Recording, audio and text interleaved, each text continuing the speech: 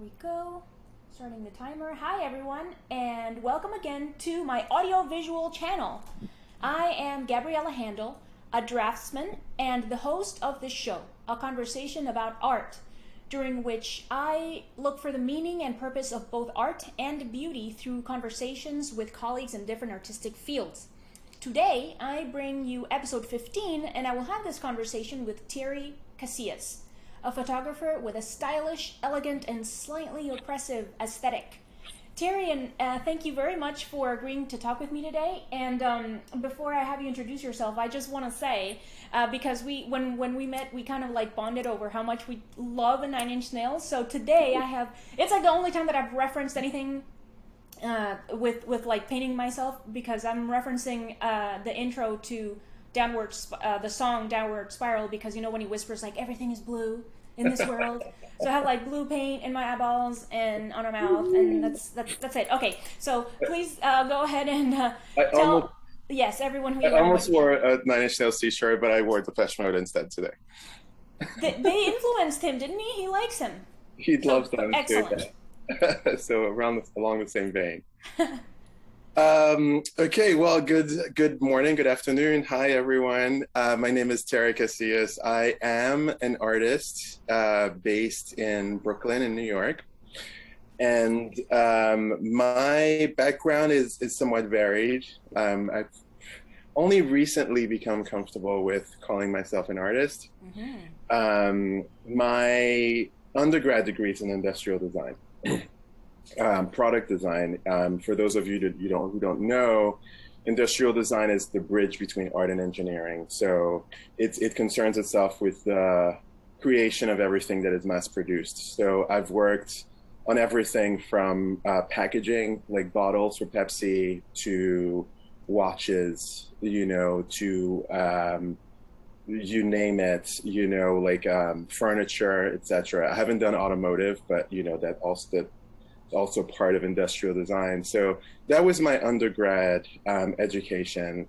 And, but I primarily consider myself a photographer. I've been shooting, really, honestly, since my late teens, but I've really only focused seriously on photography over the past 15 years. And I also I could consider myself a bit of a draftsman. I picked up drawing again last year, and I started drawing again for myself. And in that realm, my cat has this conversation. And in that realm, I really like to draw the figure. I'm more interested in the figure and anatomy. But my photographic work really, I guess,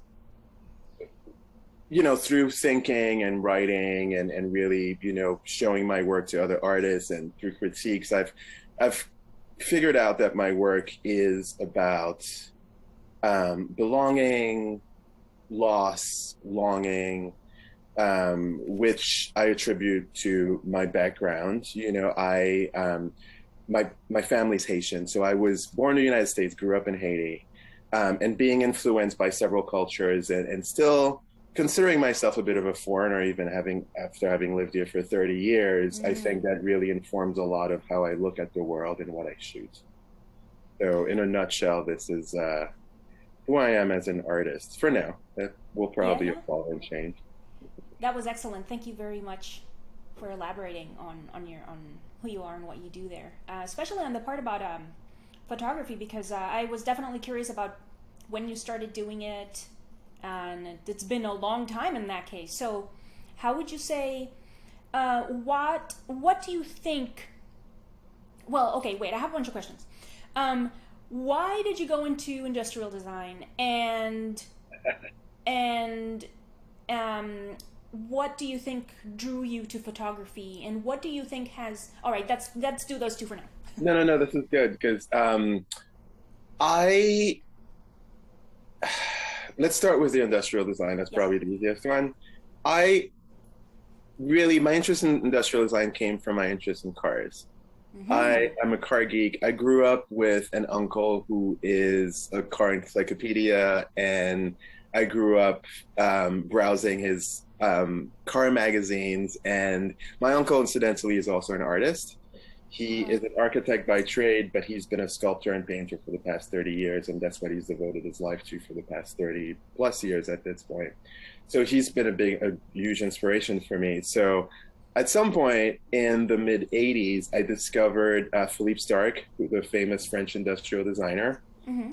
who had just designed at the time a line of scooters for Aprilia. And I was about 10 years old, and I was like, wow, this is amazing. I've always loved drawing. I come from a family of artists. My uncle, obviously, I mentioned, my grandmother also drew and painted. So I realized that I could make a living designing things, drawing things, and getting things built. Because up to that point, I was considering architecture like my uncle. So ultimately, that's what drew me to industrial design. I wanted to be a car designer. But Uh, you said you haven't gotten to automotive design quite yet, right? Or I haven't, I did not, and it's a good thing. okay, why is that? So, well, so I went to Pratt Institute for my undergrad. Uh-huh. When I was at Pratt, we actually worked on a GM sponsored project Uh-huh. in my junior year, and we were competing for internships and full-time positions. And ultimately, one of my classmates did get the job with GM. He's still there. He's doing quite well. Nice. And I did not. I wasn't picked. I was disappointed at the time, but in retrospect, and I was starting to get a sense at the time of what the car industry was like, especially in America. It's very corporate. It's very rigid, and you really kind of, if you're lucky, you get to work in conceptual, which is Yeah. every designer's dream. You get to work on the concepts and the cool stuff. But really, their approach was that you would spend years designing rear view mirrors or door handles or turn signals before you get to doing the cool stuff. And really, when I met a lot of the designers at the time, and not to be judgmental, none of them really seemed like the kind of people I could see myself really getting along with and being able to Working with, yeah. working with day in and day out. So ultimately, that industry was not for me.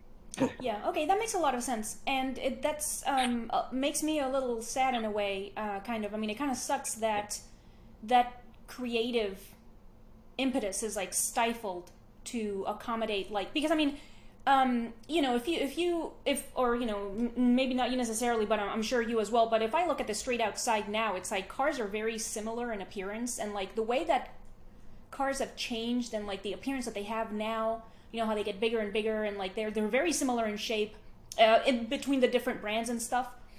I find that very sad. And when you mentioned just now that you're a big car geek, it really reminded me of my dad. My dad is a huge old car, classic car. He also knows a ton of stuff, and he's maybe we can hang out and stuff, and I can hear you guys nerd out about things. But if you look at those older cars, and arguably at the time of those older cars came out, arguably the street probably looked with all the cars the same because that's what was being produced massively or whatever it is. But I don't know, just like I look at those older cars, and I have the bias obviously of my dad, because he likes those things.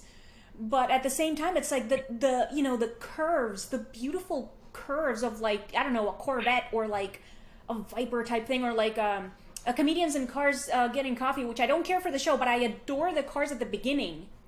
Right. And it's like that's like right, my right. favorite part, like these beautiful old things, and some of them handmade one by one. It's like I don't know. I'm going off on tangents and ranting, but yes. Well, to address what you're saying, several things happened. So at the time, I think creativity was really encouraged.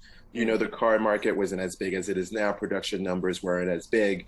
But also, when you're talking about cars of the 50s, 60s, up to the 70s, technology was still evolving. Yeah. Production methods were still evolving. So some of the design, I guess, language that you saw, some of the evolutions that you saw came from that. So, for example, in the 50s and 60s where metal was stamped and you couldn't get like sharp creases in metal, cars were tended to be a little softer. Mm. You know, in the 70s when production methods improved, you get things like the Lamborghini Countach, for example, that was like this wedge shaped, like angled, sharp thing. Very aerodynamic. Very aerodynamic. And, you know, as things evolved, designers were inspired to take advantage of those new methods and really explore new things. And also at the time, the industry wasn't so much about making money. It was, you know, like, yes, it was about making money, but creativity was still something that was encouraged. Had a place, yeah. Had a place. And now this is really something you find at the upper tiers, you know, like the unaffordable, like super crazy supercars. And yeah, the cars that show up in an expo or something, and there's only one of them. Right, but even those are starting to all look the same now, you know. So it's like, and that's part of the reason. Like, in my case, I ended up spending most of my career as an industrial designer in watches, right? I did know something of that. Yes.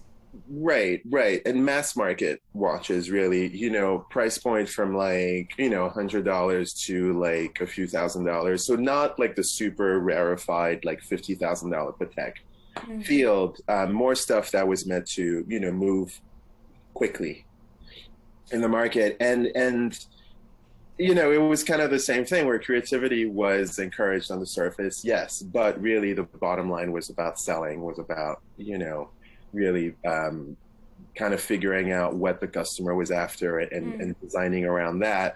When really, as a designer, as an industrial designer, and our, you know, one of the things that we were taught is that our goal was to offer the customer what they did not know that they wanted yet.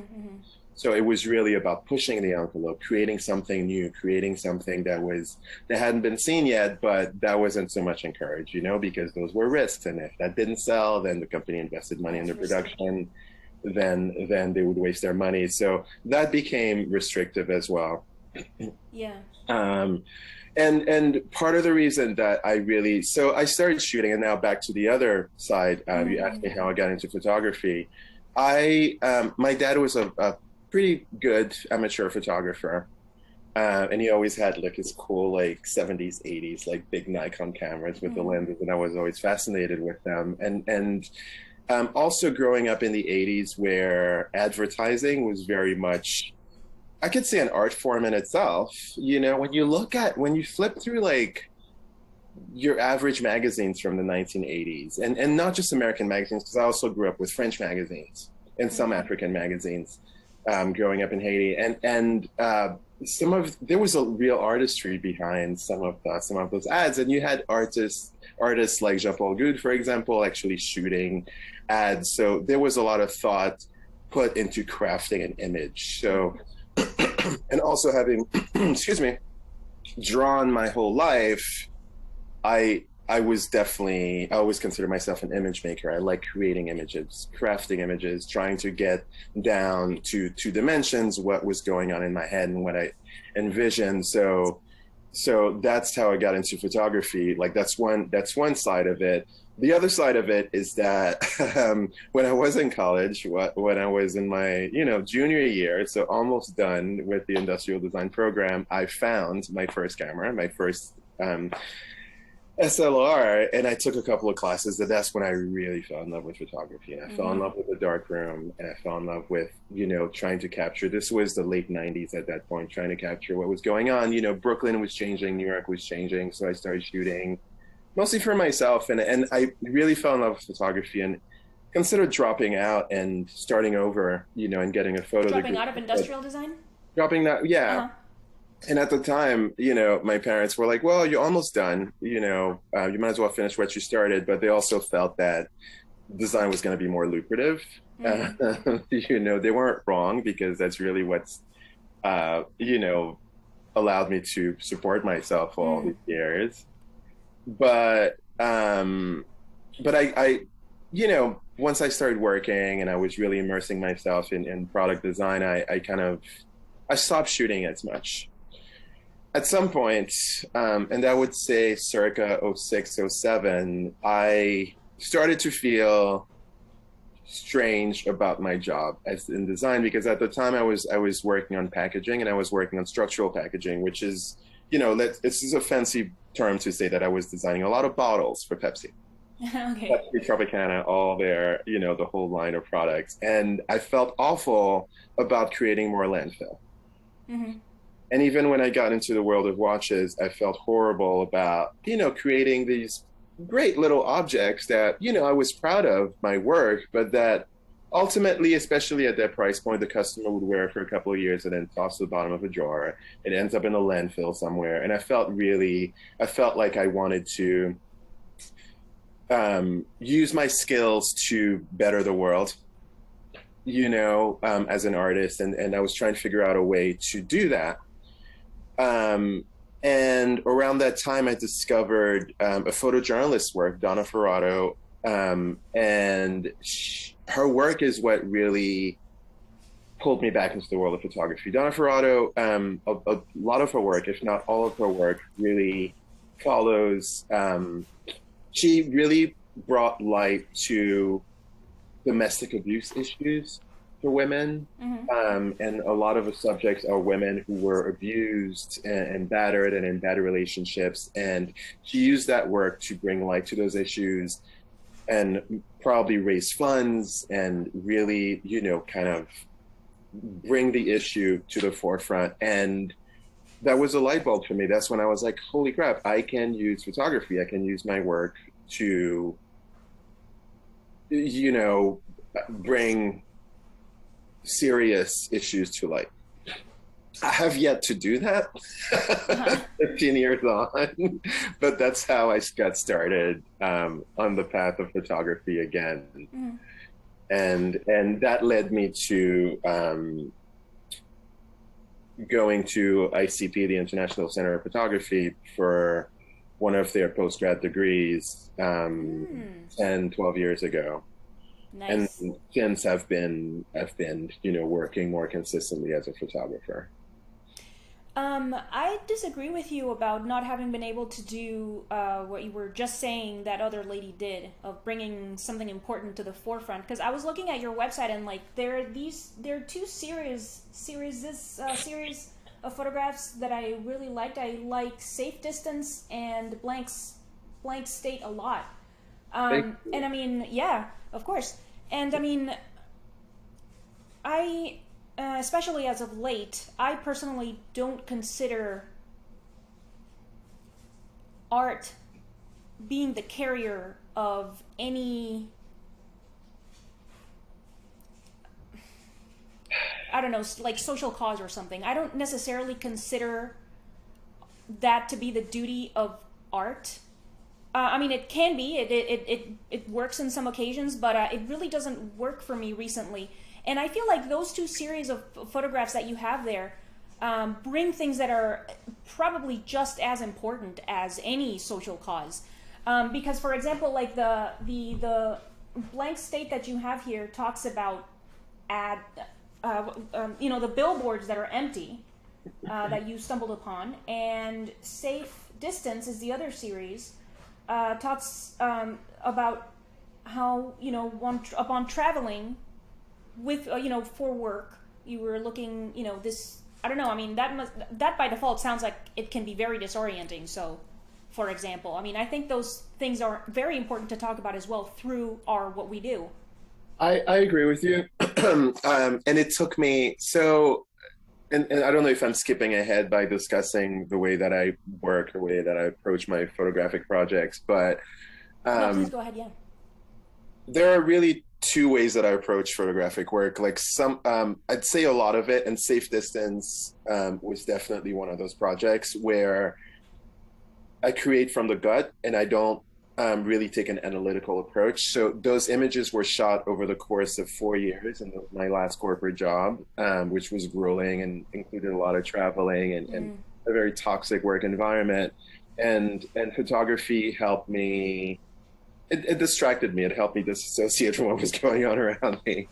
And honestly, I didn't have anything specific in mind when I started. It wasn't a project when I started shooting it. I was just shooting on my way to work, on my way to a meeting in a foreign country, on my way, from a plane, on my way somewhere, and a lot of those images are shot through frames through windows of cars, buildings, planes, you name it. And the other way that I shoot is to think of a project, think of an idea, and building around it. But that's not really, I think, the core of what I do. The core of what I do is similar to Safe Distance, where I shoot and I eventually go back and edit my images and print everything and look at everything and try to see if there's a common thread and try to see if there's what's behind subconsciously what I was shooting. So what's interesting about what you said about artists and art not necessarily serving that purpose, I disagree in the sense that I feel that even when we don't realize that our work has an impact on the world at large, it still does. And I credit an amazing artist that I've had the pleasure of meeting through my years at ICP and that I really admire a lot. His name is Nayland Blake. I really credit him for... What's the name? Nayland Blake. He really... made me realize that, so when I approached one of the last times we spoke, I was considering an MFA program. When I spoke, or when he, that doesn't matter. An MFA program. Yeah, and I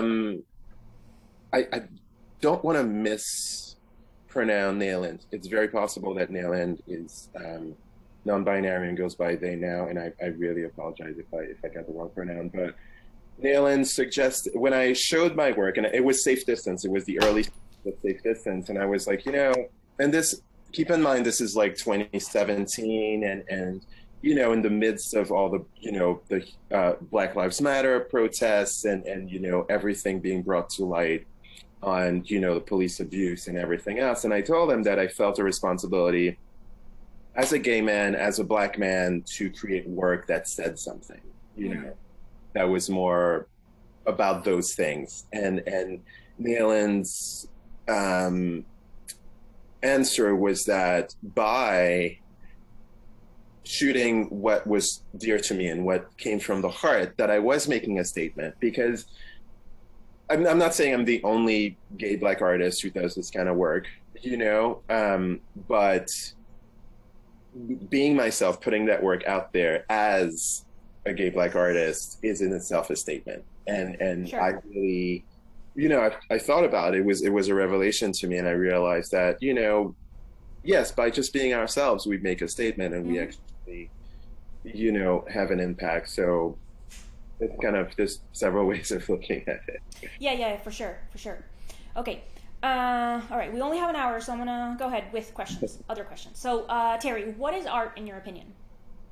Where do we start with that? What is art? So let me start by saying that on one hand, I think everyone is capable of creating art, and I'm against the thought that I'm against like the elitist, kind of high art approach that, I really think that anyone is capable of creating art. I think successful art is something that opens a window, that creates a portal into someone's inner world. So I feel like if that's the first purpose behind it, I feel like then it's art. It's, and as artists, like, and this is where I struggle a lot with other things too. As artists, we I think a lot of us have we want to leave a mark on the world. Everyone does. It's a human trait, and I think we have the illusion that we can leave a mark on the world. And I come from a different way of thinking about life, about the world, where I feel like I don't matter, in the sense that we spend on average 85 years on this earth, which might seem like a long time from our narrow little perception, but ultimately in the, grand scheme of things, when you look at the big picture and you look at the history of the world, 80, 90 years, even 100 years is but a fraction of a second. It's right, really, yes. And And this is not something that I find depressing, and I've been told that it's nihilistic, and I disagree. I think there's real beauty to that. I Mm. think there's real beauty to the fact that we're ephemeral and nothing lasts, and that Why do you think that is appealing to you, or why do you find it?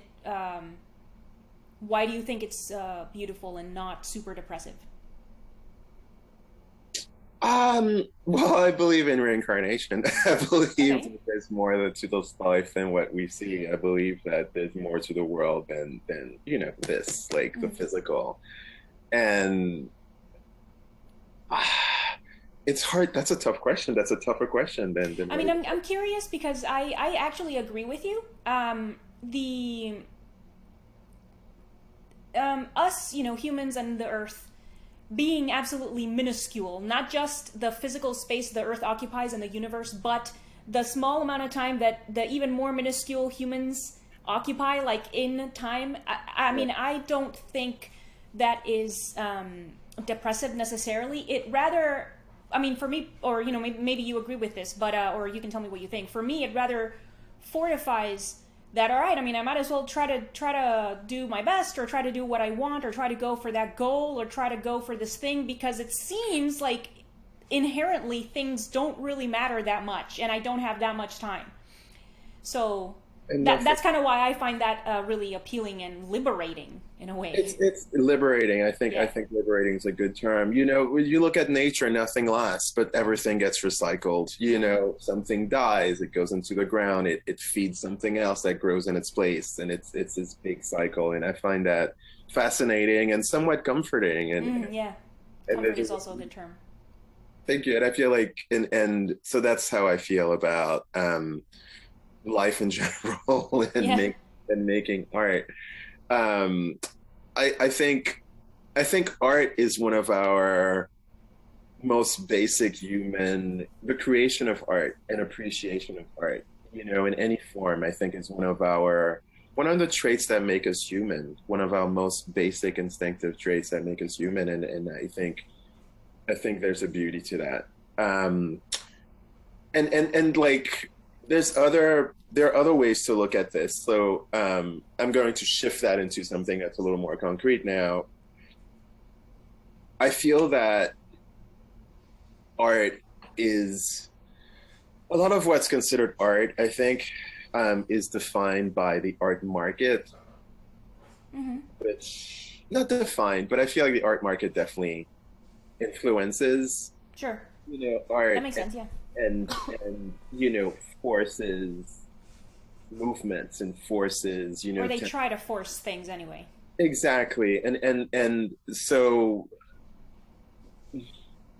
I don't know. I struggle with that. I struggle with that. I don't have an answer. That's just something I wanted to bring up. But then there's also something kind of reactionary and reactive on my part to my definition of art because, I came into the world of art. It's in a more commercial, capacity as a designer. Our job is to create objects to sell Mm-hmm. ultimately, to create something that's appealing to a customer and art is used in that sense to solve a problem and to answer a question.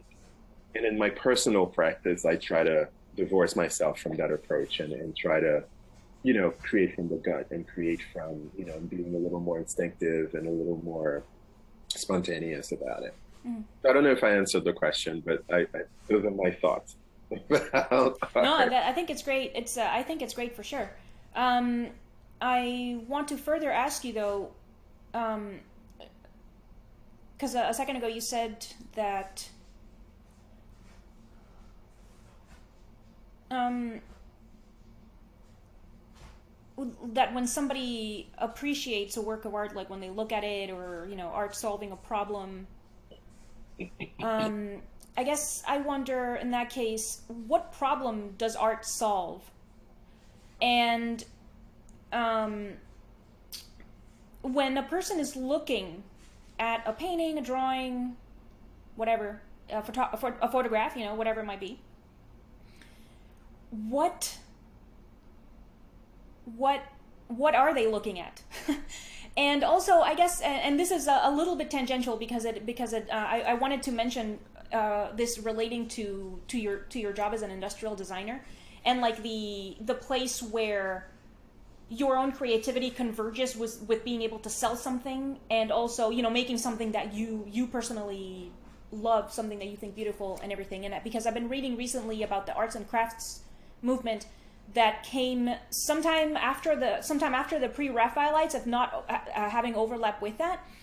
And these people also had the thought of the craftsmanship behind making something, like the skill, the practice, the desire to make something beautiful, but also useful in terms of like, making a smartphone device that is, that's how Art Nouveau happened, because like they had these beautiful lines and everything applied then to like the post of the lamppost or something. And in a way that's also to industrial design, really. Yeah, exactly. However, so like the purpose of wanting to do that to like everyday objects, quote unquote, was to bring art to everyone and like try to eliminate the elitism that is associated with art, purchasing it or appreciating it or whatever. But then they found that because you're putting so much work and dedication into an individual object, then that makes the object more expensive. So like it was like this contradicting thing that it's like, all right, I'm gonna make this incredibly beautiful pen, but then I have to sell it for $300, and who can afford a pen? A single, there's like these interesting contrasts. And so like then there's also the division of people who stuck with making things by hand, and then there were the others who embraced the industrial developments of the time that led to mass production of things. So I guess I'd like it if you told me what you think about all of that. So I think I'm going to go back to your initial question, which is what are people looking at, whether when they're looking at art. And I would rephrase that to say, what are they looking for? Yes. And a search. I feel that this art really just addresses our basic need for connection. I think when we look at art, we're looking for recognition. We're looking to recognize something that we can relate to. We're looking to, whether that invokes a memory or a feeling or a desire or, whatever emotion I think art brings, even if it's, dislike or disgust or whatever. I think we're looking for that connection. We're looking to feel something, and we're looking to feel. I think it goes back to what I said about being human. And, as humans, we look for connection with each other. And I know, like, when it comes to music, which is another huge part of my life, I dabble in creating music myself. It's hearing someone's lyrics or and knowing that someone else is feeling what you're feeling, especially as we're younger. Like I came from a generation, like I'm kind of like the later part of Gen X, where music was very important to us, and music is how you found your tribe. Music is how you connected to other people before the internet. And really it was recognition. It was, trying to finding something that you could connect with. I think that's probably the short answer. It might be simplistic, but that's how I feel about. No, I don't think that's simplistic. When we look at art. Yeah.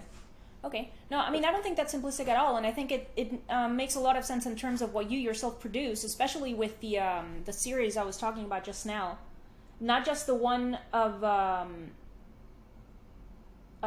Safe Distance, but also the one with the billboards. Because, there's that sense in both the series, I think, of just feeling alone and lonely, and I don't know, because I mean I think that's a pretty consistent human fault, that we think that a person thinks they're the only one that feels something, whatever it is. I am the only one to whom this is happening, and it's like, we have a tendency to think that way. I don't know why, but we do. And so I don't know what you're saying about a person looking to connect via looking at art makes a lot of sense, that then you were coming out the other side with those photographs to be like, I feel alone too. And yeah, exactly. I feel like as artists, we create work, and whether we admit it freely or not, hoping that someone else can connect to it, hoping Sure, that yeah. what we're expressing, even if we don't know what we're expressing at the time, even if we don't know what it's about. But I think the secret hope deep down is that someone else will be able to connect to it, and we'll be able to find beauty in it, whatever that means. What is beauty then, Terry?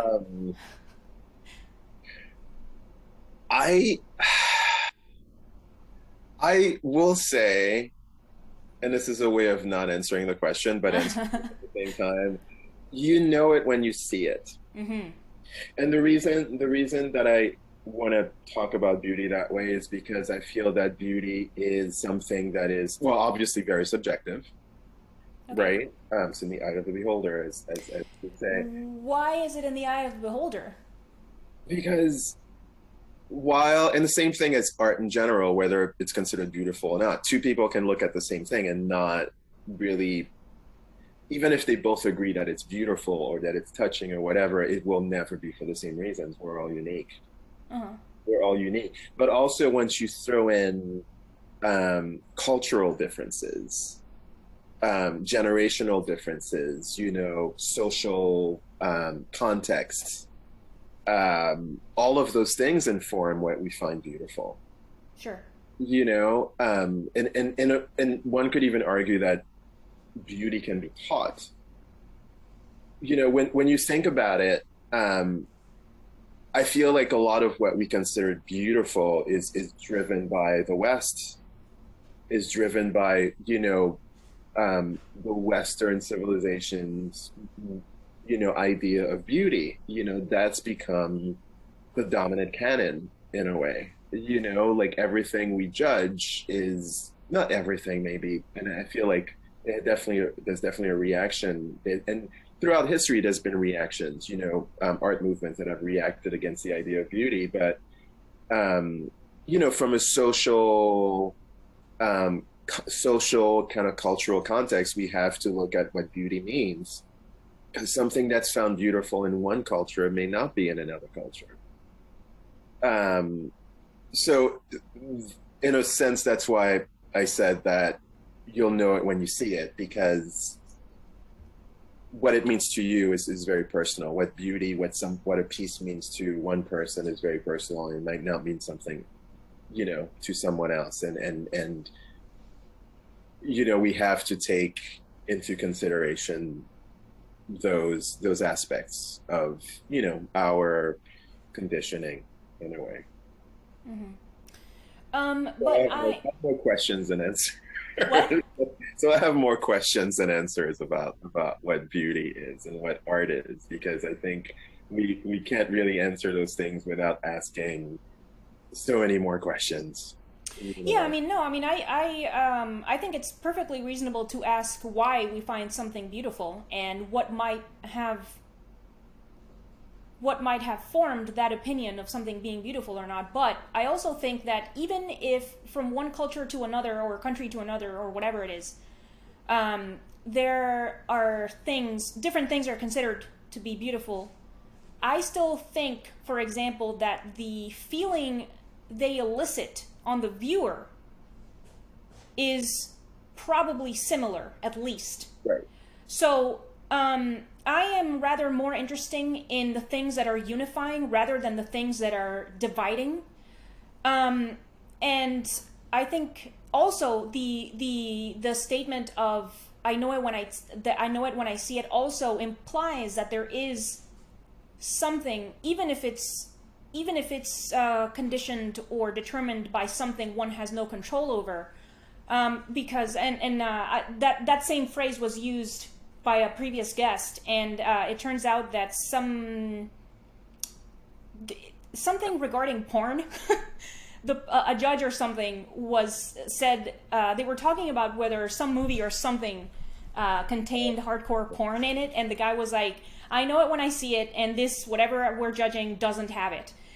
So I just feel like that insinuates that there is something with which the viewer can discern whether something is beautiful or not, or porn in the case of the person who used the statement the first time that we're all quoting so often. So I think that insinuates there is something in common at least. I think it was Justice Scalia, and I feel like it was something along the lines. I think he was asked what to define porn, and I think his answer was like, I can't define it, but I know it when I see it. Yeah.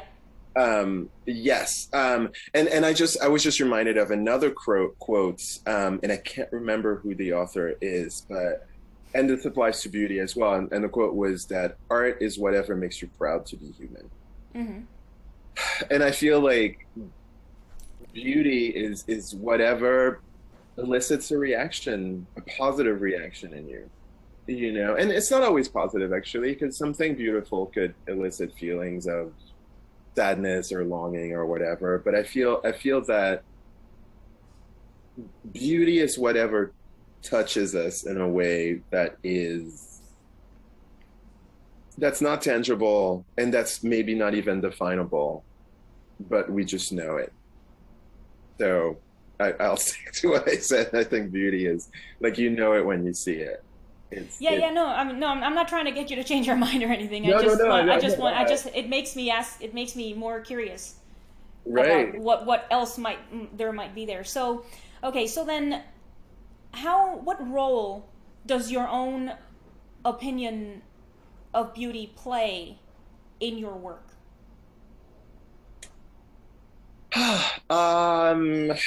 That's something that I'm still trying to figure out, that I'm still trying to define, because of my path as an artist, the idea of beauty is something that I've struggled with.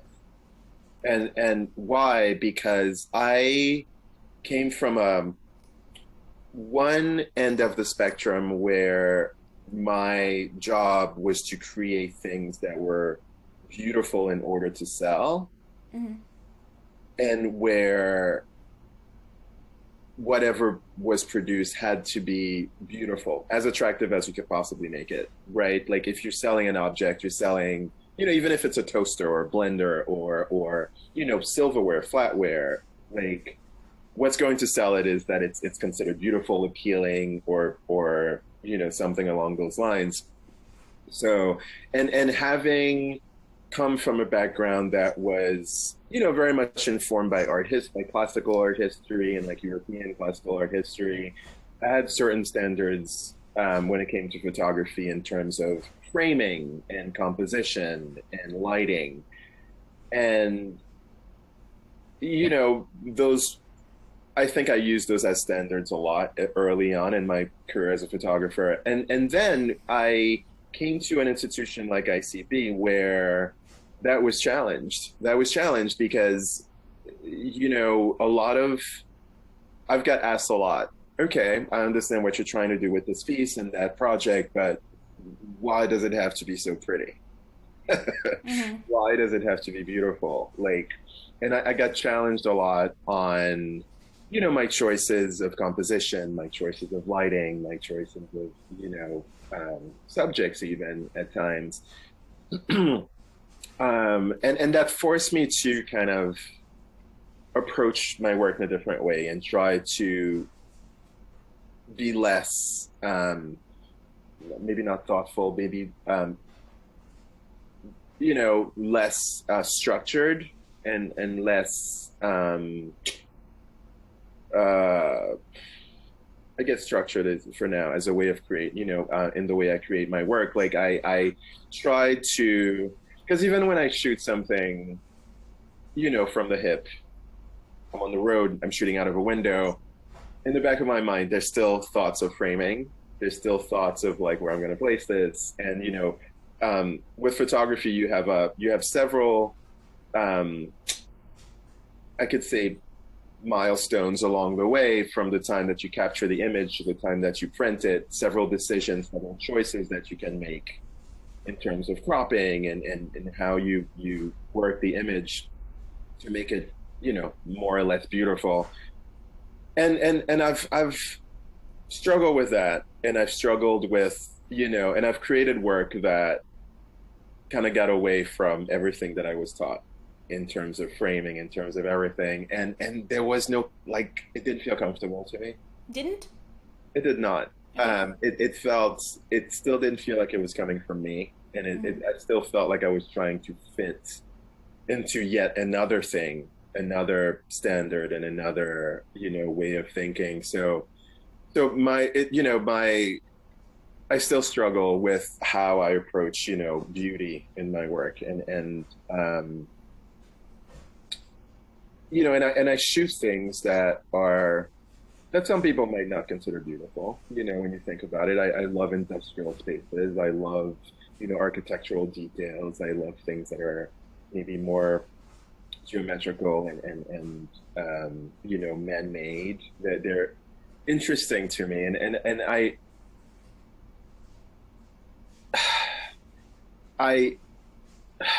to backtracking a little bit, I realized that, the things that I shoot, like cityscapes and landscapes that I shoot, are still, because I didn't grow up here, because I didn't grow up in this environment, like those scenes and those pieces still hold a bit of mystery to me. Yeah. They're still, even though I've lived here for 30 years, and even though, I was in touch with American culture and French culture growing up, but there's still the appeal of, it's weird, but I kind of exoticize things that, Eroticized? exoticize. Exoticized. Yeah, and maybe eroticized. Someone else will tell me. Things that might seem more banal or more like everyday to someone else, like architecture, or, like the interesting curves of an overpass, or like an industrial, setting. Those are not things that I really grew up with. I grew up in a tropical country where things were a lot more colorful and smaller scale. So those things to me are beautiful because they still feel foreign, because they still feel, different. They still hold some mystery. So I guess what I'm trying to say is that I'm still defining to me, that they're beautiful. They might not be to someone else, but I'm still trying to define what beauty means to me. I mean, that seems perfectly fair. I mean, you said earlier yourself also that beauty is in the eye of the beholder, and it's like when you're making your own work, you're obviously bringing your own idea of beauty to that work. And I mean, I feel like it's unfair criticism. I mean, I'm aware we're all self-critical and everything, or whatever it is. That's normal. But at the same time, it seems, I don't know, unfair to be critical in that way. Like, oh, the people here have seen this a million times, and it's like, but I haven't. You haven't. Exactly. It's like, I don't know, in a way, in my opinion, regardless of where the idea of beauty comes from or how it was formed, the individual, like the artist, still, or at least that's what I think when I'm making something. Maybe you can tell me what you think about that with the time that we have left. It's like I'm trying to show via the dedication to what I'm working on, the time that I'm spending thinking about it, and the time that I'm spending to try to make it beautiful, showing it respect. It's like it's a way of appreciating that. To try to center it and place it beautifully and very respectfully, reverentially, and it's like I don't know. I feel like, of course, depending on what our goal is, we have to think about what other people are going to think, or if somebody's going to buy this or whatever, But at the same time, similarly, I think to what you were saying about shooting from the hip and from your gut. It's like the work belongs to us first, before it belongs to anyone else. And like what you just said just brought another thing to mind. Is there is beauty in the work that's behind the piece, like the artists put their heart into it and their time, and so that's another way of thinking of beauty, in the craftsmanship, and besides just a superficial image. In our case, we're working with two-dimensional images. So yeah, there's also beauty in the fact that someone poured their heart into it and spent their time into it. So that's such a broad question, but it's such an interesting. Oh yeah, for sure. I mean, an hour is not long enough, but you know. It's 100 years wouldn't be long enough. I don't think we'll ever be able to answer that questions as you know as a species. Like I think we'll always chase you know those answers. What is art? What is beauty? Um, and I stick to what I said. It's whatever makes us proud to be human, whatever makes us feel something. Yeah, the whatever makes us proud to be human is really good. I like that a lot. I'll S- have to find. I'll have to find. I'll have to remember who actually said that. said that. Yeah, okay. Yeah, I might ask you again if it's been too long and I remember what you said and then you said somebody else said that or whatever. Okay. Well, all right. We're nearing the 1 hour mark, and I don't want to completely dominate your time or anything. So, Oh I no, think this this is great. it really was great. I really appreciate. I don't know, just like the conversation itself. The time went by very quickly, and I think it's a good place to end the episode. So, Terry, please tell our viewers and listeners what you're up to lately and where your work can be found, or if you want to talk about any project you're working on, anything you want. Um, what am I working on lately? I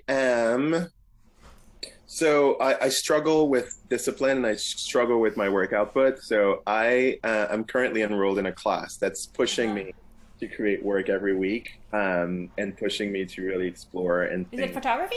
It is a photography related Nice. class. It's called Concerning the Spiritual in Photography, and it's helping me kind of bridge, my thoughts between what I said earlier, the fact that that we are finite, we're ephemeral, Mm. and reconciling that with photography and any other art form that is very physical.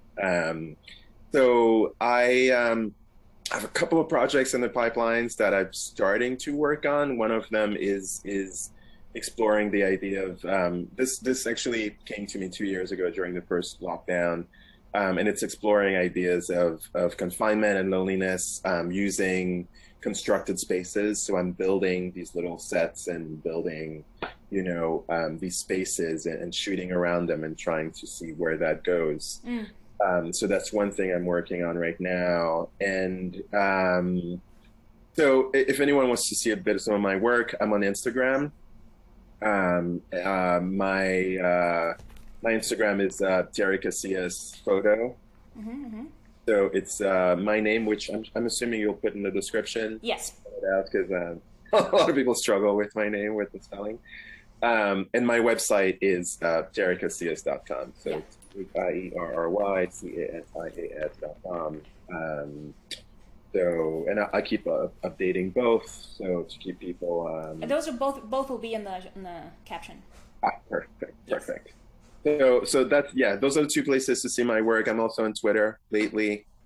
I've been curious about the NFT space. That's something that I'm Mm-hmm. trying to look into and talking to some people and trying to figure out if that's something that's for me. Yeah, I feel like digital photography for sure or basically anything digital, anything that is digital from the outset, like digital drawing and digital photography, I think really lends itself to that. What I mean, I'm talking as if I knew what the shit an NFT is, but There are that it's a very interesting space. A very interesting space. I had a conversation with a friend recently who explained the whole thing to me, and it's something that I think is definitely worth exploring. mm, And in a nutshell, I feel like it addresses. Oof. I don't even want to go into it because I think I'm not going to do it justice. But long story short, I think it might be a good thing for artists because the long when you think about it, you sell a piece now for say $500, right? mm, And 20 years down the road, you become famous, you become recognized as an artist, and that piece is now worth $500,000. mm-hmm, You don't get anything off of that. mm, NFTs give the potential of getting residuals from as your work grows, as your pieces get traded, you still get residuals, you still get paid for the work that you put out there. So interesting. that's something that's very appealing to me. And I'm hoping that it stays, as pure as, that original intent. But to address what you were saying, it's not just for digital photographers. There's quite a few. I follow quite a few film photographers also. On Yeah. Twitter, on Discord, who shoot film in color and black and white and get their images out there. So, I mean, obviously there's a scan, so they're in digital form, but Yeah, no, I mean, I didn't mean to like necessarily insinuate that things that are analog had no place in NFTs, because it's like my drawings, I can scan them and then mint them on one of those NFT pages, and then I can sell it as an NFT, and great. right. I guess I just feel like there not being a physical object to. I think it's for me personally, I find it confusing in a way, because the digital, especially the digital drawing, doesn't exist. It exists in like photons or something, in like electrons or whatever. Like they're not on a piece of paper, so I just feel like that's somehow more direct, and it makes more sense as an NFT. You know, somehow. I see what you mean. Think of NFTs as, I think the simplest way to put it is how my friend explained it to me. Think of NFTs as an edition. So, for example, you create an edition of, you create, like in your case, you would create like prints. Yeah. And you create an edition of 5, for example, or 3. And those are signed by you, signed by the artist. Think of it that way. That's how I was told to think about it. So you create a digital, it's a digital iteration of your work, the same way that a print created from a scan of your work would be a different iteration of your work. And essentially, so that version of your work, that iteration of your work bears your mark. It comes from you, it comes from the artist, and it holds more value. So it's the same way that someone could download an image off of your website and print it, right, off their printer at home, but it's not the same as receiving that file from you, basically, approved, created by you, by the artist. It holds more value that way. So that's how I've started to think about it, and I think that's the basic gist of that space, and it's interesting. It's an evolution of how we share and trade art. It is interesting for sure, and it's also interesting as part of how art has been ever changing, right since the beginning. Yeah. In all the ways. All right. So, all right. Thank you very much, Terry, for joining me. Thank you for your time. Thank you for your words and thoughts, and thank you everyone for joining us. Feel free to let Terry and I know what you think of this conversation in the comment section. I also invite you to subscribe to my audiovisual channel, because more of these conversations are coming. I also invite you to like this video and share it with any and all pertinent individuals, and see you next time.